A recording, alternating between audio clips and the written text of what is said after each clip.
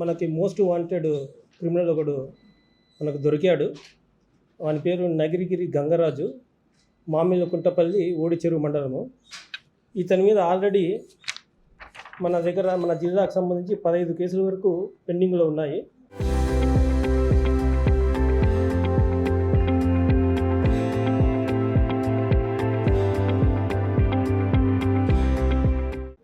Already ఇంతకుముందు 12 కేసులు already PT కేసులు కోర్టులో నడుస్తున్నాయి.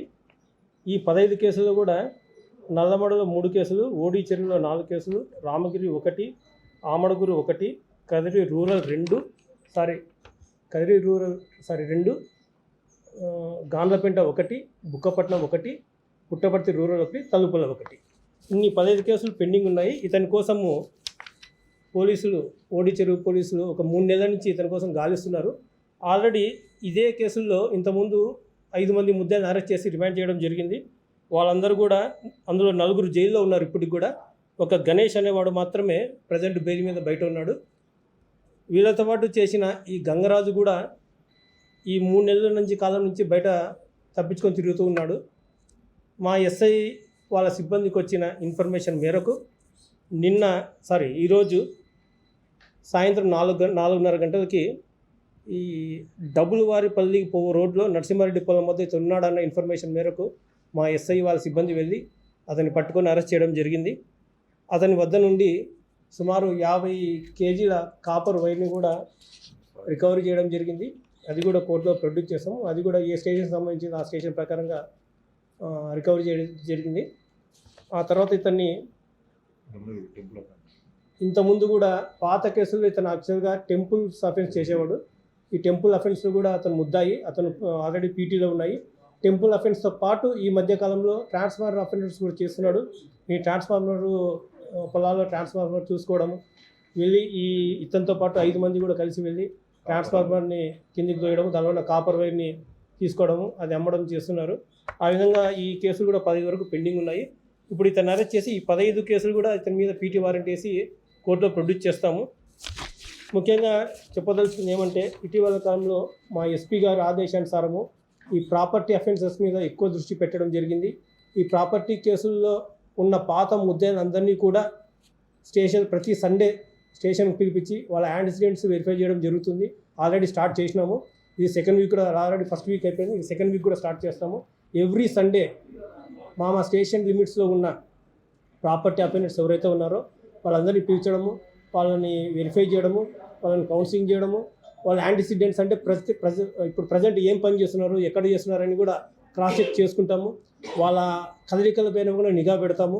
ఇక మీదట ఎక్కడ కానీ ప్రాపర్టీ అఫెన్స్ జరగకుండా ఉండాలన్న ఉద్దేశంతో మా ఎస్పీ గారి యొక్క ఆదేశానుసారము మేమందరము కష్టపడి బాగా పనిచేస్తామని, ప్రాపర్టీ అఫెన్స్ మ్యాక్సిమం తగ్గించడానికి కృషి చేస్తామని, దాంతోపాటు ప్రజల నుంచి కూడా మాకు కొద్దిగా సహకారం కావాలని, ప్రజలు కూడా ఎవరైనా కొత్త వ్యక్తులు ఊళ్ళల్లో తిరిగినా, ఎక్కడైనా తారసమన్నా అతన్ని విచారించి అతను కొద్దిగా సస్పీషియస్ ఉంటే పోలీసు దృష్టికి తీసుకొస్తారని కోరుకుంటున్నాము. అదేవిధంగా ఎక్కడైనా ఐసోలేటెడ్ అంటే చివర్లలో ఊర్లలో ఐసోలేటెడ్ హౌసెస్ ఉంటాయి, అక్కడ కొద్ది సీసీ కెమెరాస్ పెట్టుకోవాలని, మళ్ళీ రిలీజియస్ ప్లేసెస్ టెంపుల్స్, చర్చెస్ కానీ, మసీదులో కానీ ఇంపార్టెంట్ ప్లేసుల్లో ఖచ్చితంగా సీసీ కెమెరాస్ కూడా పెట్టుకోవాలని పోలీస్ వారి తరఫున అందరికీ విజ్ఞప్తి చేస్తున్నాము. ఇది చాలా ఇంపార్టెంటు. ఇటీవల కాలంలో చాలా సంఘటనలు జరుగుతున్నాయి. మనకి ఏదైనా ప్రూఫ్ ఏమైనా మన సీసీ కెమెరాస్ ద్వారా ఉంటే కొద్దిగా వరకు కేసులు డిటెక్ట్ అవుతాయి.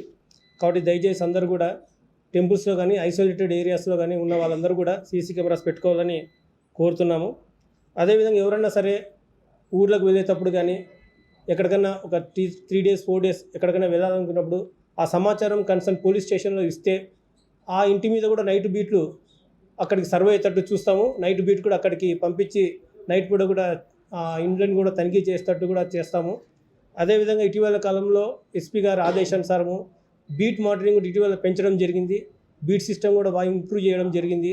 అంటే ఇంతకుముందు బీటు ఎక్కడ పడితే అక్కడ కాకుండా ఇంపార్టెంట్ ప్లేస్ ఎక్కడైతే మన ప్రాపర్టీ అఫెన్సెస్ జరుగుతున్నాయో అటువంటి ప్లేసెస్ని మనం ఐడెంటిఫై చేసి అటువంటి ప్లేసెస్లో బీట్ని పంపించడం జరుగుతుంది.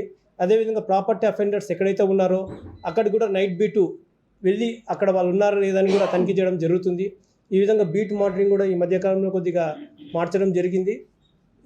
అదేవిధంగా నైట్ కూడా ఈ మధ్య నైట్ డ్రోన్ కూడా యూజ్ చేయడం జరిగింది. ఇటీవల కాలంలో ఒడిస్సీలో కూడా మేము యూజ్ చేశాము. మా పుట్టపర్తి సబ్ డివిజన్కి నైట్ డ్రోన్ ఒకటే ఉంది. ఆ ఒక్క డ్రోన్ వల్ల మేము ఏమంటే వీక్లీ వన్స్ ఒక స్టేషన్ వీక్లీ వన్స్ వస్తుంది ఒక స్టేషన్కి. ఆ విధంగా నైట్ బీట్ కూడా అవసరమైన కూడా నైట్ డ్రోన్ బీట్స్ కూడా యూజ్ చేయడం జరుగుతుంది.